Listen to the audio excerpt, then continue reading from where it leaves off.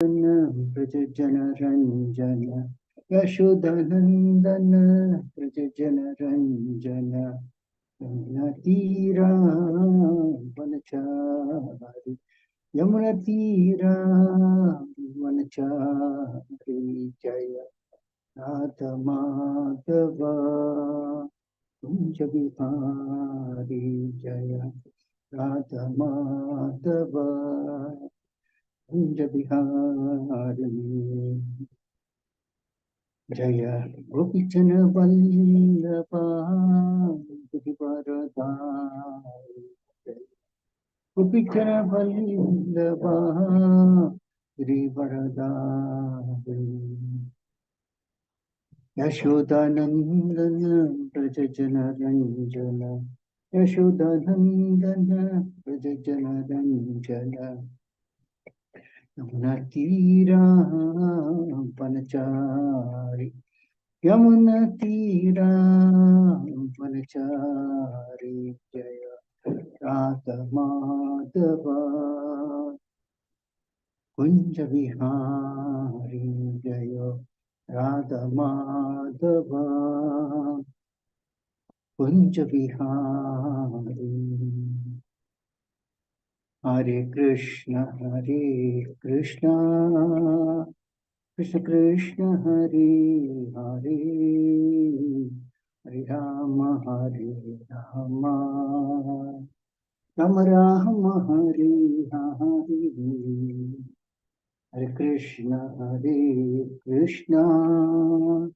Krishna Krishna Hare Hare Hare Ram Ram Ram Ram Hare Hare Hare Krishna Krishna Krishna Hare Hare Hare Ram Ram Ram Ram Hare Hare Hare Krishna Krishna Krishna Hare Hare Hare Ram Ram Ram Ram Hare Hare Hare Krishna Krishna Krishna Hare Hare Hare Ram Ram Ram Hare Hare Hare Krishna Krishna Krishna Hare Hare Hare Ram Ram Ram Hare Hare Hare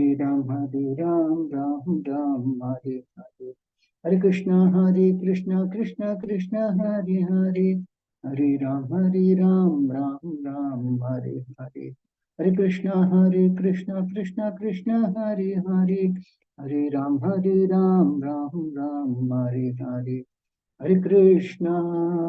Hare Krishna Krishna Krishna Hare Hare Hare Ram Ram Hare Hare Hare Krishna Krishna Krishna Hare Hare Hare Ram Ram Ram Hare Hare Hare Krishna Krishna Krishna Hare Hare Hare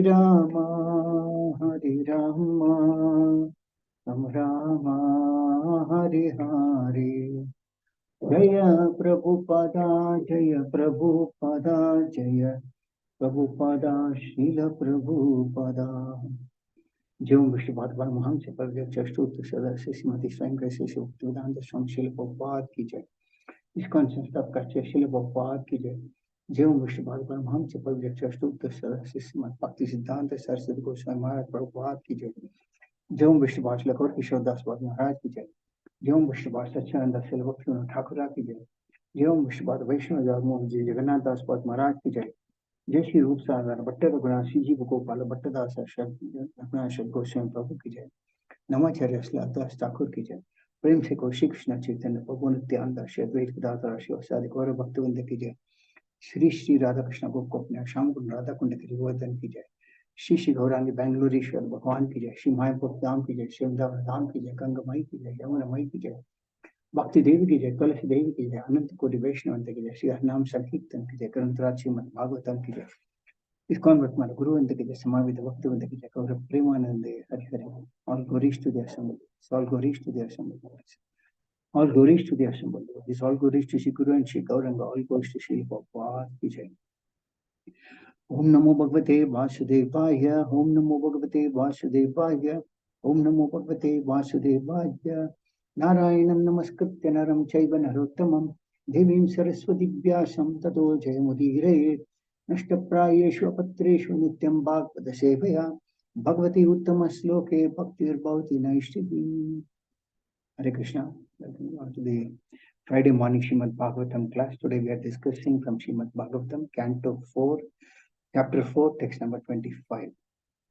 Kritva samanav anilav jitasana sodhana muttapya chanavi chakritah chanair hridistapya diyorasistitham kantat bruvor matyam animditanayat Kritva samanav anilav jitasana sodanam uttapya chanavi chakratah shanair hridistapya diyorasistitham kantat bruvor matyam animditanayat Kritva samanav anilav jitasana sodanam uttapya Chanabi Chakratah Shaner Hridistapya Diyorasistitham Kantat Bruvor Madhyam Aninditanyat.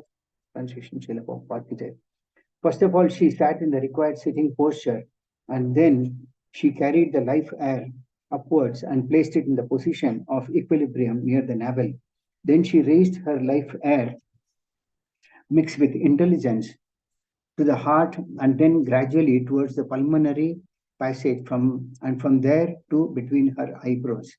The yogic process is to control the air passing within the body in different places called Satchakra, the 6 circles of air circulation. The air is raised from the abdomen to the navel, from the navel to the heart, and from heart to the throat, from the throat to between the eyebrows, and from between the eyebrows to the top of the cerebrum. That is the sum and substance of practicing yoga. Before practicing the real yoga system, one has to practice the sitting postures because this helps in the breathing exercise which control the airs going upwards and downwards. This is a great technique which one has to practice to attain the highest perfectional stage of yoga. But such practice is not meant for this age. No one in this age can attain the perfectional stage of such yoga.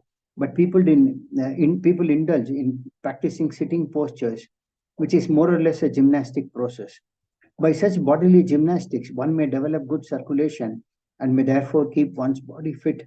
But if one simply restricts oneself to that gymnastic process, one cannot attain the highest perfectional stage.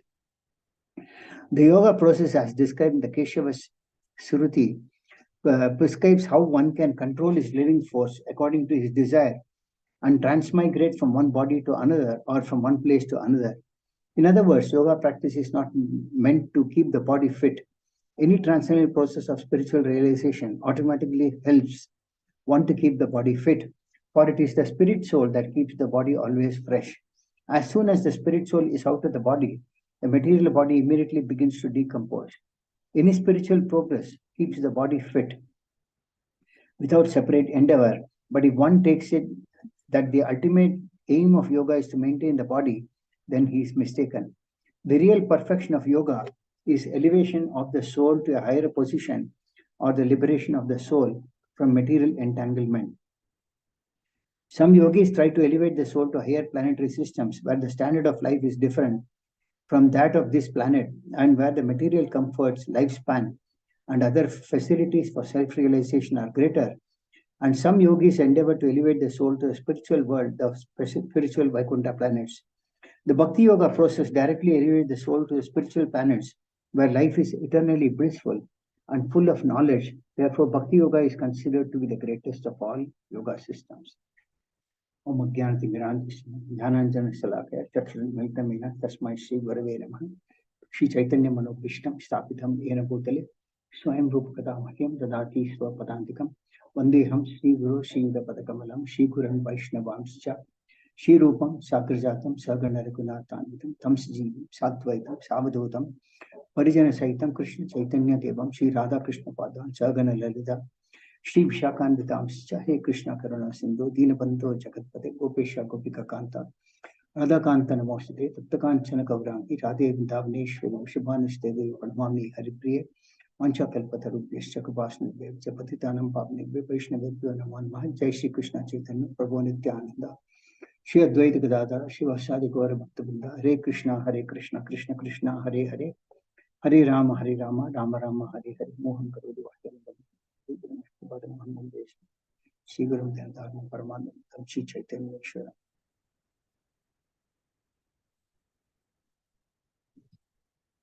Hare Krishna.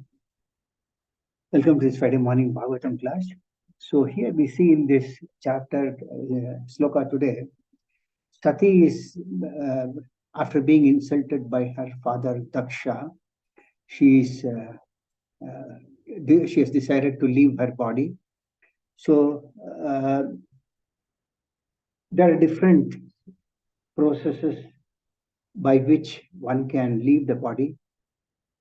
And the most important thing is to understand what is this yoga that is mentioned here in this sloka. The yoga that is mentioned is called Dhyana Yoga. First, we will understand what is yoga, and then we'll understand a little bit about Dhyana Yoga and what is the benefit of other yogas and which is the easiest and the best. So yoga means connecting with the Supreme Lord. And to connect with the Supreme Lord, there are many processes.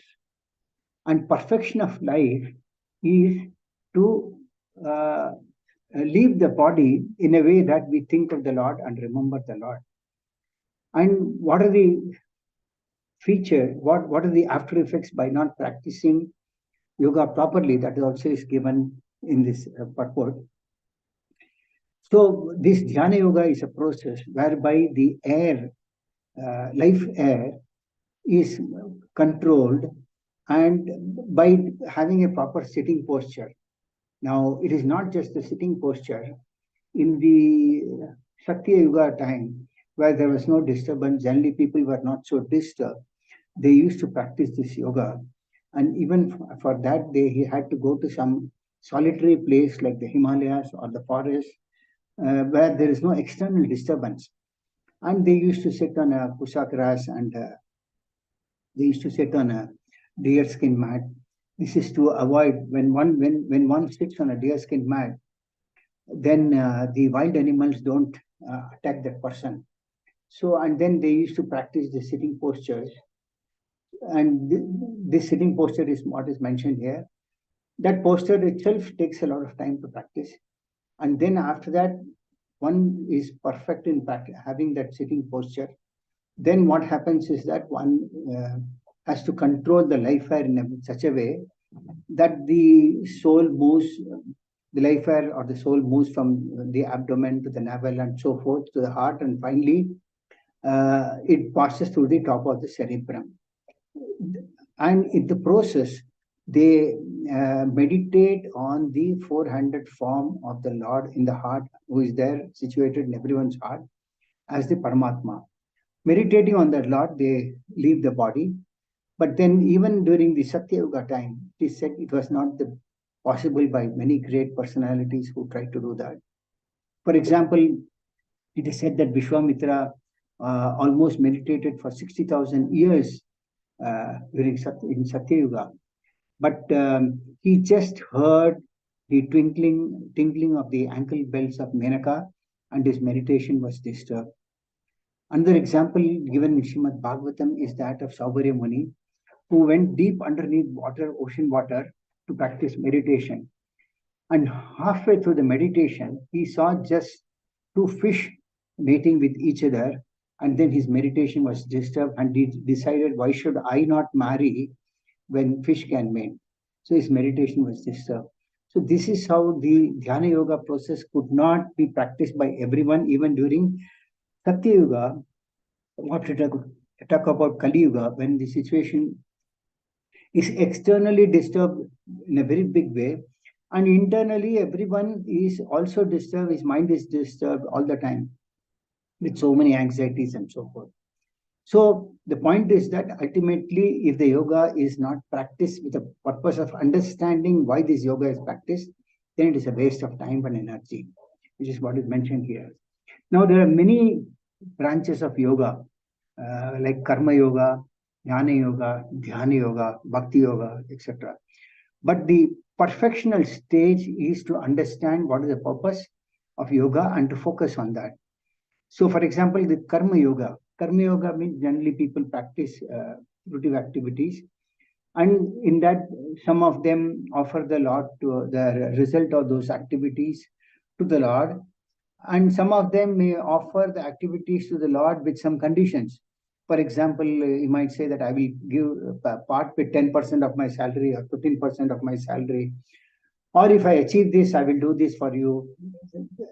In that way, the results are being offered to the Lord, which is what is called karma yoga. Some may practice jnana yoga, that is through knowledge of the scriptures. Generally, as we all know, in Kali Yuga, people are not very intelligent to understand the scriptures. So there are so many people who have written so many different versions of the scriptures, like Bhagavad Gita, Srimad Bhagavatam. Many people have given their own they were given their own interpretations, with the result that what happens is generally people tend to end up in speculative knowledge. That Lord has no form, Lord has no pastimes, and so forth. And then Dhyana Yoga is what I discussed in the beginning of the class. And then finally, there is Bhakti Yoga. So, the purpose is ultimately one should remember the Lord at the end of leaving one's body. Bhakti Yoga is that process by which one renders devotional service to the Lord as per recommendations in the scriptures like Shravanam, Kirtanam, Vishnu Smaranam, etc. The beginning is Shravanam and Kirtanam. Now, people in the Kali Yuga are so dull and unintelligent, they can't understand, read, and understand the scriptures also, which is required in Jnana Yoga. Now, in Karma Yoga, not everyone perfects because mostly people want to enjoy the results of their activities. And Dhyana Yoga, as I mentioned, people have to go to different places to practice, which is also not possible now in this Kali Yuga. So, to attain a perfection stage of yoga is more or less very difficult. But what has happened is that from this, many people, materialistic people, have devised yoga in the name of gymnastic.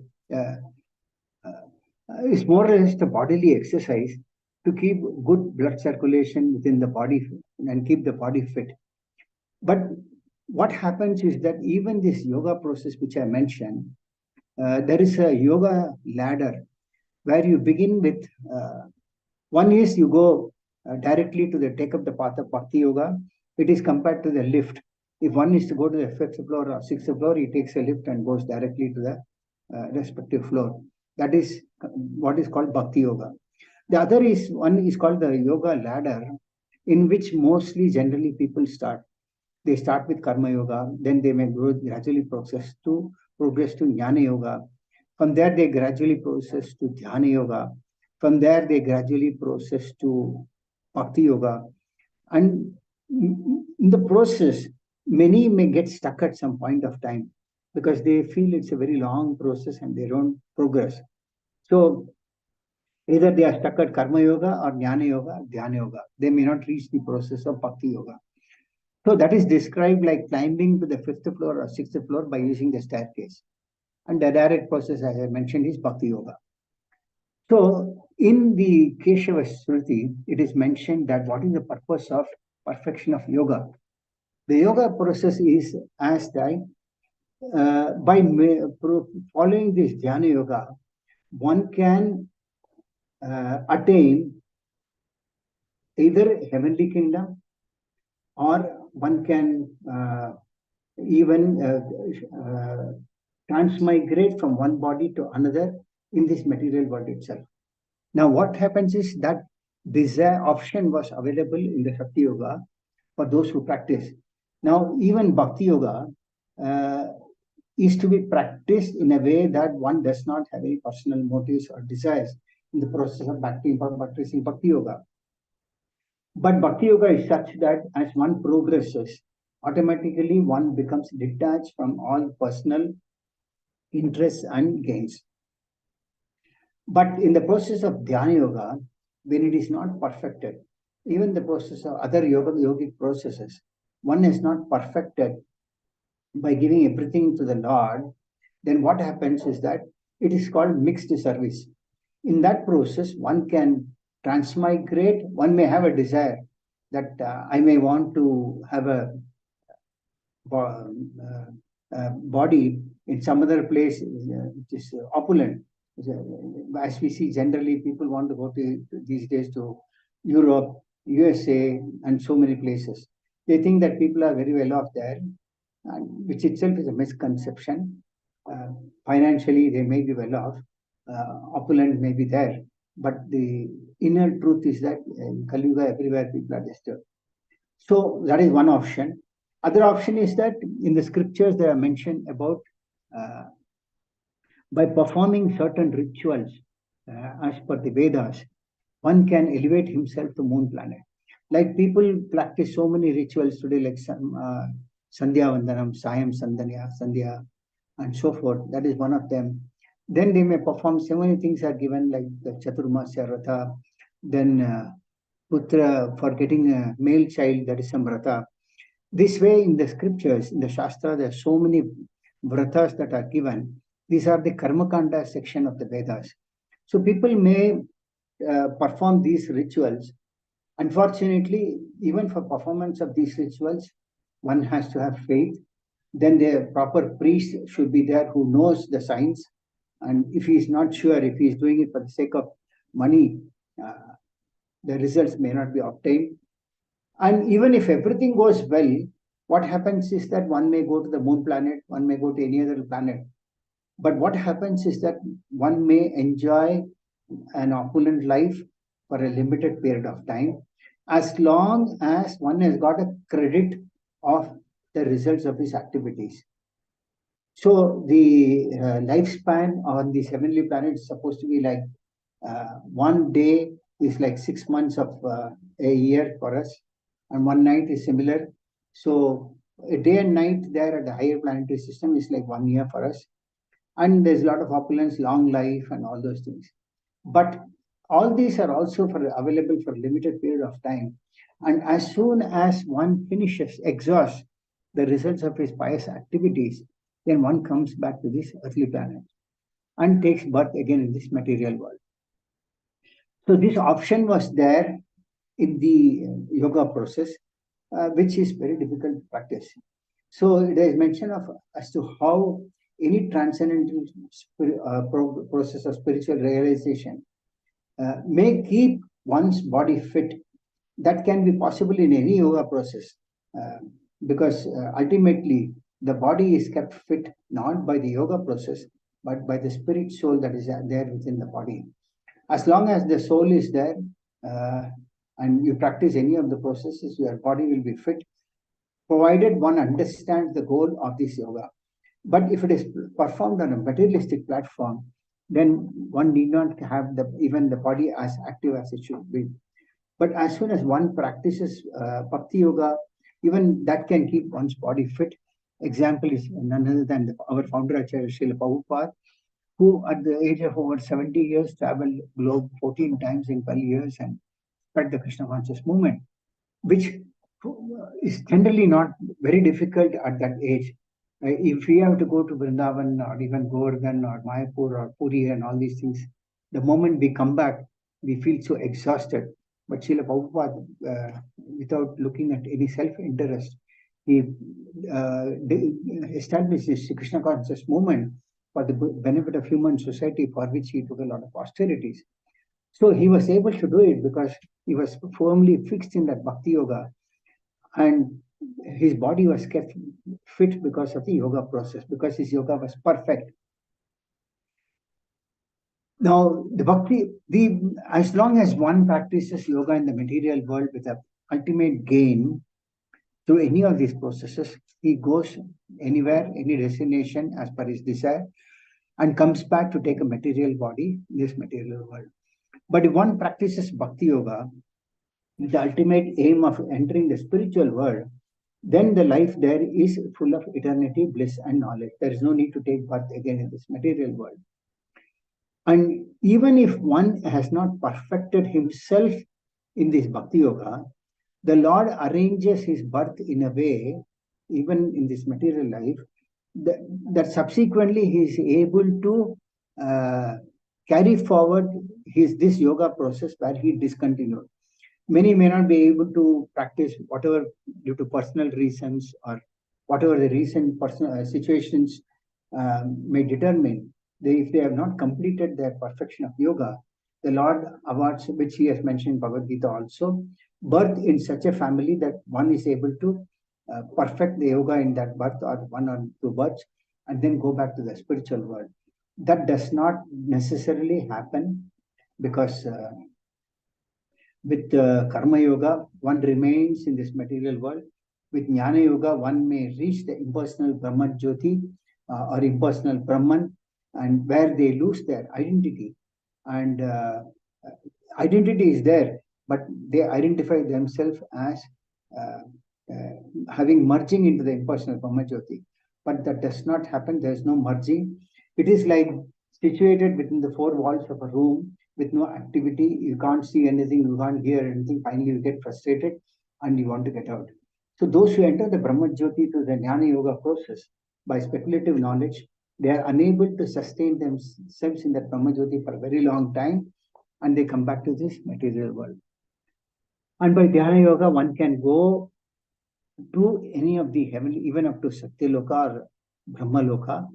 And there are options like if they perform Bhakti Yoga there, they can progress either to the spiritual world from there or come back to this material world again once the results of the pious activities are over.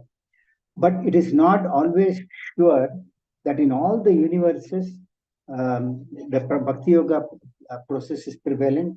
It is said that our universe, Brahma is a great devotee of the Lord. So Bhakti Yoga process is there. But in many universes, Bhakti Yoga process is not there because Brahma himself is not a devotee of the Lord. So there are so many options given, and it is up to the individual living entity to decide what he wants to do. But as long as one is practicing a spiritual processes for the elevation of the soul, the body also remains intact. Otherwise, the so-called gymnastic process that is mentioned here is more or less as a physical bodily exercise.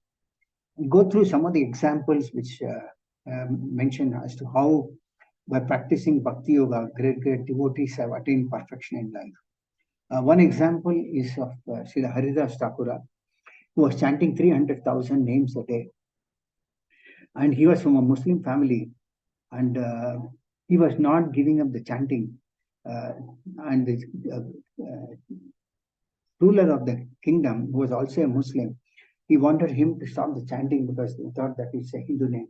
But Haridas Thakura was chanting constantly 300,000 names, which is coming to about 22 hours of chanting in a day. So imagine out of the 24 hours that was there, 22 hours he was just chanting, chanting and chanting. And he became so perfect in the chanting that Lord Chaitanya Mahaprabhu, when he appeared, he gave him the title as Sri Namacharya. That means Acharya of the holy name. So the Muslim Qazi wanted him to stop, but he did not. So he ordered his men to beat Chand Kasi in 22 marketplaces. And normally it is said that these marketplaces were places where culprits or criminals were punished.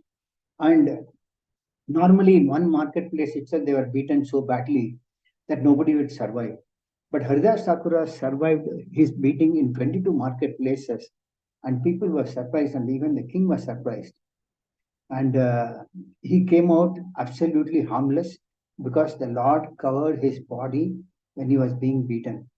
Chaitanya Mahaprabhu himself said, this is mentioned in Chaitanya Charitamrita. But Haridas Thakura was completely protected by the chanting of his holy name.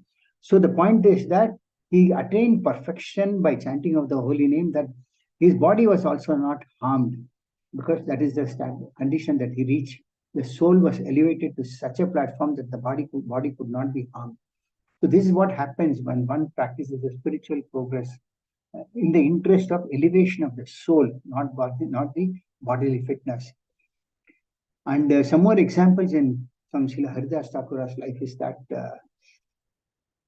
because Haridas Thakur became famous all over, there was a envious person in the name of Ramchandra Khan, and he was so jealous of this Haridas Thakura that he somehow wanted to put down Srila Haridas Thakura, and he wanted to bring him down. So he sent a prostitute to disturb his sadhana. And somehow if others see that, then the Haridas Thakura could be put behind the bars. So he called a prostitute and told her to attract him. And by this, some others could watch the act and arrest him. So the prostitute replied to Ramchandra Khan that she would finish the task within 3 days, what was assigned to her. So at night, the prostitute went to Haridas Thakura, to the cottage of Haridas Thakura, and she, after offering obeisances to Haridas Thakura, she sat near the door and spoke to him in very nice, sweet words. She said, "You are so very beautifully built, and who is that woman who will not be able to control her mind after seeing a personality like Haridas Thakura?" She started speaking very flattery words, and she said, "I am very eager to be united with you." So Sri Haridas Thakura replied that, "I shall accept you without fail, but you have to wait till I complete my chanting." And she sat, and and Haridas Thakura was chanting the holy name. Morning came and she left, and she went to Ramchandra Khan and briefed what happened, that Haridas Thakura asked her to wait. Second night, she came back again to Haridas Thakura, and she said, "Yesterday I was disappointed." Haridas Thakura said that, "Sorry, you are disappointed. Please forgive me for the offense." Haridas Thakura was so humble. He said, "Please sit down and hear the chanting of the Mahamantra. Once my chanting of the Mahamantra is over, then I will take up your request, definitely. Your desire will be fulfilled." So second day, she started hearing Srila Haridas Thakura's chanting of the holy name, and she became a bit restless. And Haridas Thakura told that he has vowed to chant 10 million names in a month, and it is nearing completion very shortly, so please wait. Tomorrow I will finish. Then it will be possible to enjoy with you.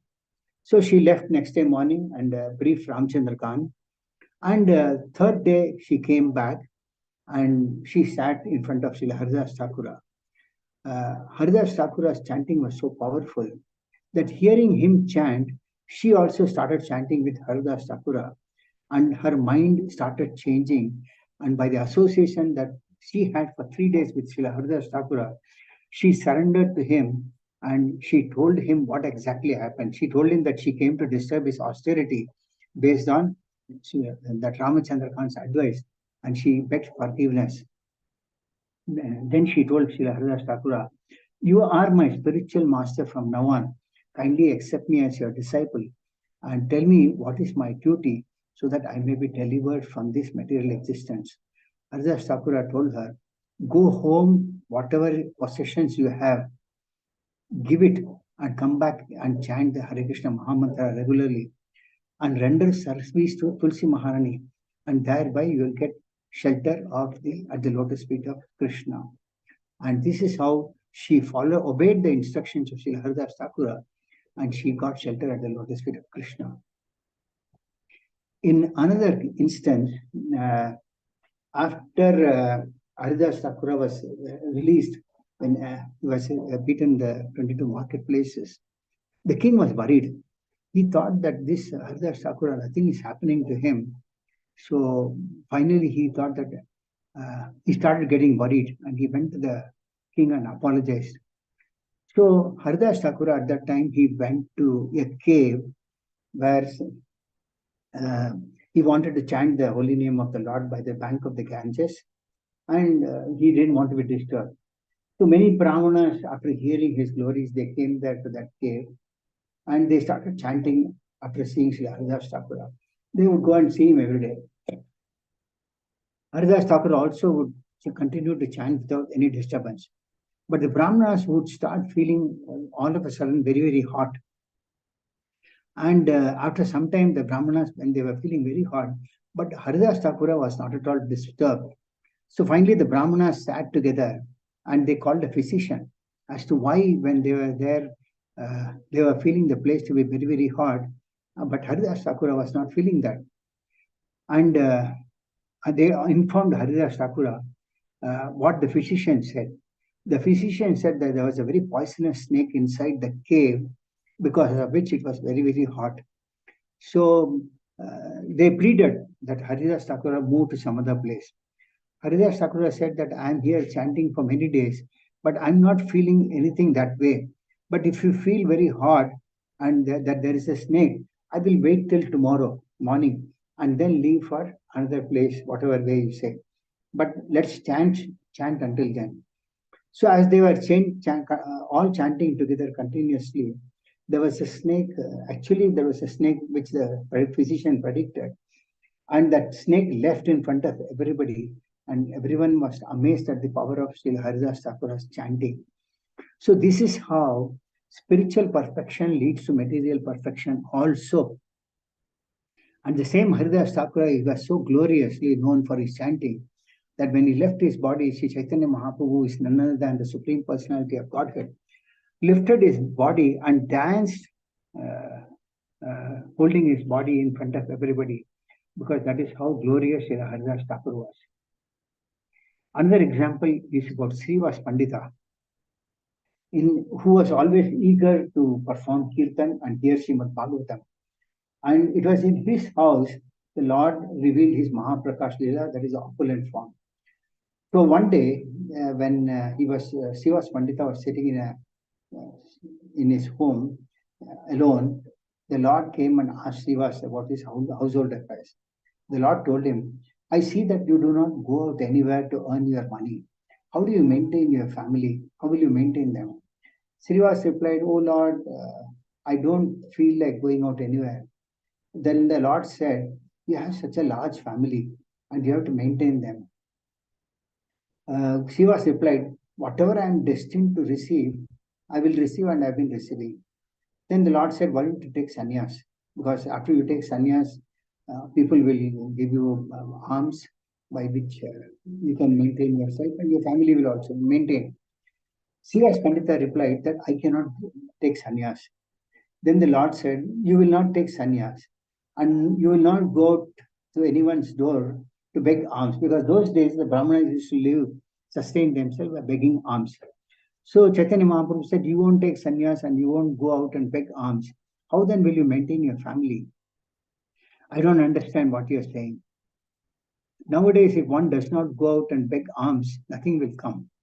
So tell me, if nothing comes to your door, what will you do? Srivas Pandita, he clapped his hands thrice. He said, 1, 2, 3. And he said, This is the secret. The Lord asked, What is this 1, 2, 3 that you are talking about? Srivas Pandita replied, This is my firm conviction. If I do not receive food for 3 days continuously, then I will tell you the truth. I will tie a pot on my neck and drown myself in the Ganges. So as soon as when Sri Chaitanya Mahaprabhu heard these words, he stood up and he said, What do you say, Pandit Srivas? You will starve for want of food. Even if Lakshmi Devi has to come to beg, your household will not be afflicted by poverty. Oh Sri Srivas, have you forgotten what I have personally said in Bhagavad Gita? For those who worship me with exclusive devotion, meditating on my transcendental form, to, to them I carry what they lack and I preserve what they have. That means those who are worshipping the Lord preserves what they have and carry what they lack. Then Mahaprabhu said, I personally carry on my head the needs of any person who thinks of me without deviation. So this is how Srivas Pandita's devotion to the Lord was so fixed that without going or begging out or going to beg for alms or taking up sannyasa, he was maintaining his family. Another example is about there was a great devotee during Sri Chaitanya Mahaprabhu's time called Rasikananda. He was not only a great devotee, but he was also a mystic yogi. And he was a great devotee of Jagannath, Lord Jagannath in Puri. So he was staying in some other place, and he was preaching the glories of the Lord. But when he realized that it was time for the Rath Yatra in Puri, he left everything, all his preaching, and it is said that he started rushing to Puri for the festival. In the meantime, what has happened? What happened was there was some delay, and Jagannath's Rath was ready. The king was there. He cleans the broom, cleans the road with a broom, and then they all tried to start pushing the Rath. Now the Rath did not move at all. Then the king actually summoned many hundreds of elephants to push the Rath, but the Rath would not budge at all, even an inch. Then Jagannath was the king was getting frustrated, and Lord Jagannath informed the king that he was waiting for his dear devotee called Rasika. So finally, after some time, Rasikananda arrived, carrying many of the offerings, like silk clothes and other presents. As soon as he came, he offered his dandavats before Lord Jagannath, and the king requested him to pull the rope, at which the cart began to move very easily along the road. So later, the king was very pleased with Rasikananda, and he donated him a piece of land so that he could establish a temple for the Lord. So Rasikananda established that, and it is said that he established a deity which is still there, known as Sri Sri Radha Rasika Raya. So this is how a spiritual perfection gives one even material perfection also. One time during Srila Prabhupada's time, during Janmashtami, they were all fasting. So Srila Prabhupada started reading Krishna book, and everyone was fasting and went on from chapter 1 to chapter 2 and so forth. By the time it came to chapter 6, everyone else was half asleep. But Srila Prabhupada continued his fast, but he did not look tired or exhausted. That was the spiritual strength that Srila Prabhupada had. Another time, when Srila Prabhupada, Srila Prabhupada told one of his disciples, who asked him, how you are chanting? Srila Prabhupada told him, put your ear on the back of my body. And when the disciple put his ear on the back of Srila Prabhupada's body, he could hear the chanting of the Hare Krishna Mahamantra within Srila Prabhupada's body. Though externally Srila Prabhupada was not chanting at the time. So that means that Srila Prabhupada's body was vibrating the Mahamantra, even though externally Srila Prabhupada was engaged in other activities. This is how Srila Prabhupada was placed very highly in terms of spiritual activities. One example, there was a great devotee post Chaitanya Mahaprabhu's time. His name was Srila Narahari Sarkar Thakura. So one time, Sri Chaitanya Mahaprabhu and Nityananda Prabhu were performing Kirtan in the house of Srila Narahari Sarkar Thakura in Srikanda. That place is still there. Chaitanya Mahaprabhu asked Narahari Sarkar for some sweet honey. And it so happened that Narahari Sarkar didn't have any honey. But he had somehow a desire that he should fulfill the Lord's request. So there was a pond of water outside his house. And by the glorious chanting of the Lord, that pond of water was transformed into sweet honey. And Sri Narahari Sarkar Thakura offered that entire pond of sweet honey to Sri Chaitanya Mahaprabhu. That was the spiritual power of Sri Narahari Sarkar Thakura. So even during Sri Chaitanya Mahaprabhu's time, there were great devotees of the Lord who could perform extraordinary activities by their spiritual perfection. Another example that I would like to narrate is about there is a great devotee called Srinivasa Acharya. This Srinivasa Acharya was staying in a place called Vanavishnu. And this was a place where there was a king called Birambir. And he was a leader of all the dacoits. One day he heard from one of the thieves that many people were coming with a big cart, which is with a chest that is full of jewels. And the bullock cart is loaded with jewels. And it was heading towards Bengal, because those days there was no other transport other than bullock cart. So they entered this Srinivasa Acharya, Narottam Das Thakur, and Shyamananda Pandita, the three of them were contemporaneans during Chaitanya Mahaprabhu's time, and they carried this jewel of books from Vrindavan, and they were going to Bengal. Those days there was no printing of books; it was all handwritten, scripted, and so forth.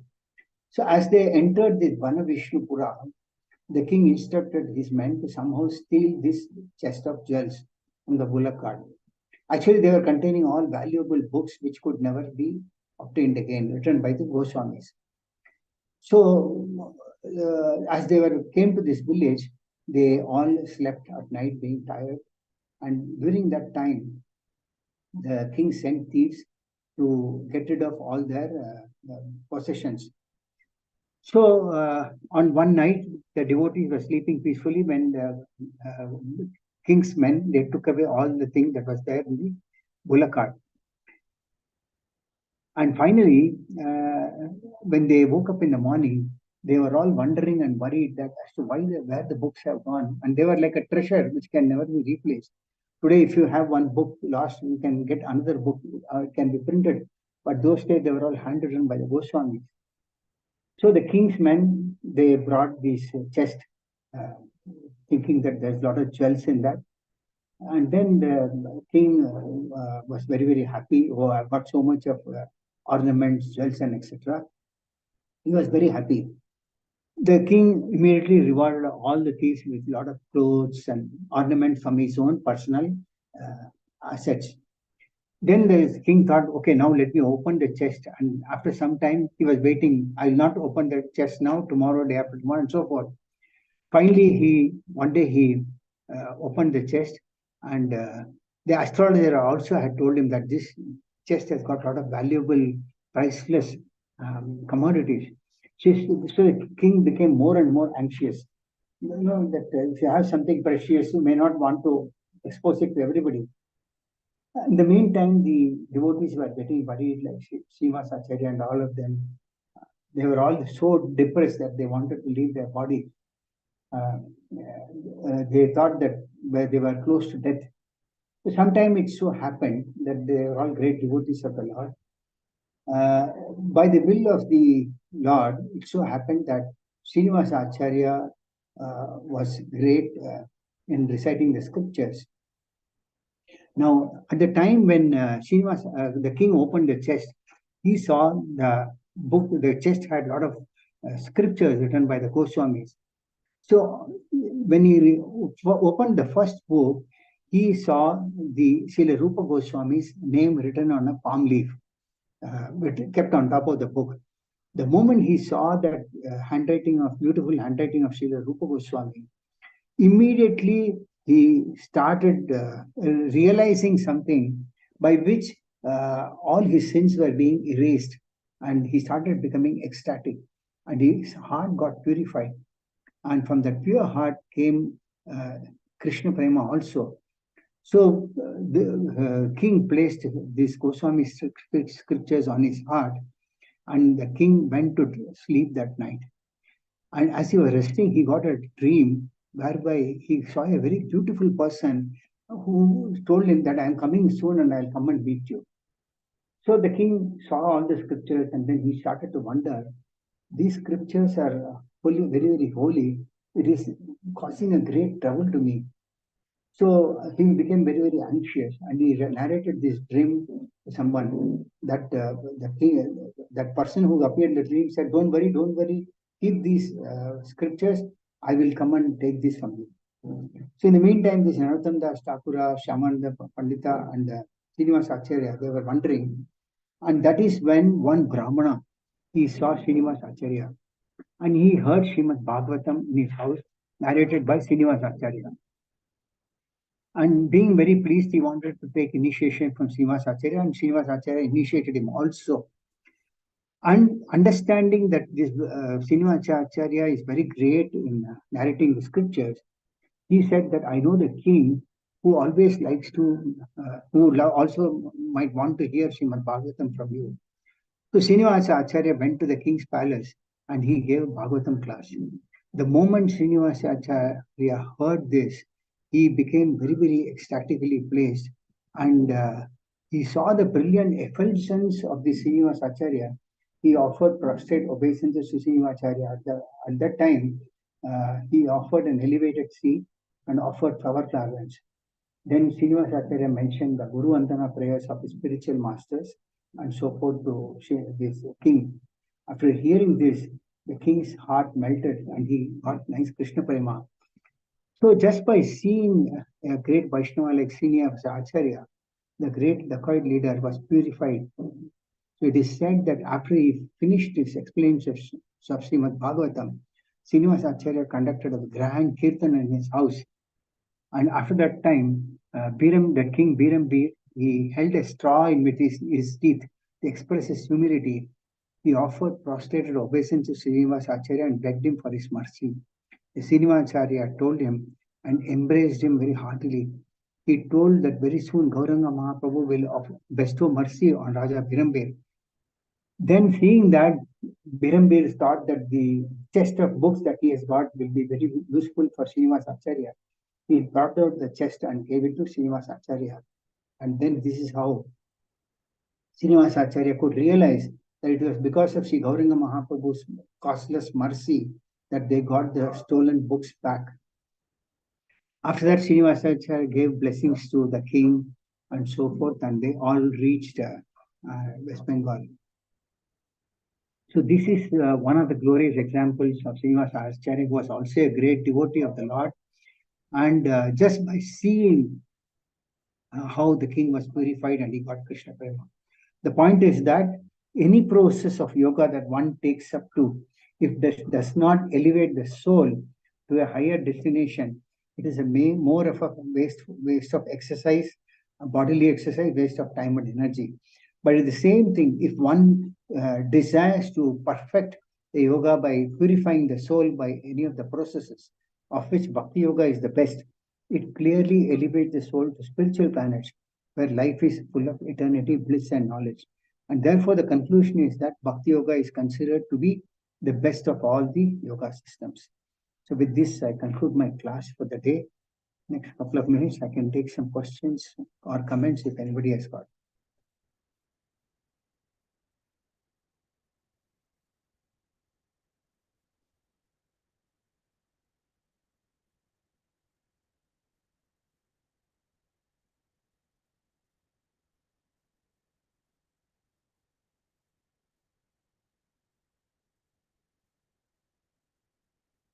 Thank you, Mataji, for your message. Anybody else? Any other questions? Any other comments?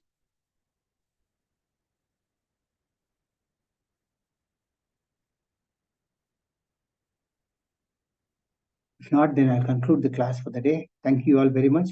Granthrat Srimad Bhagavatam ki jai. Shri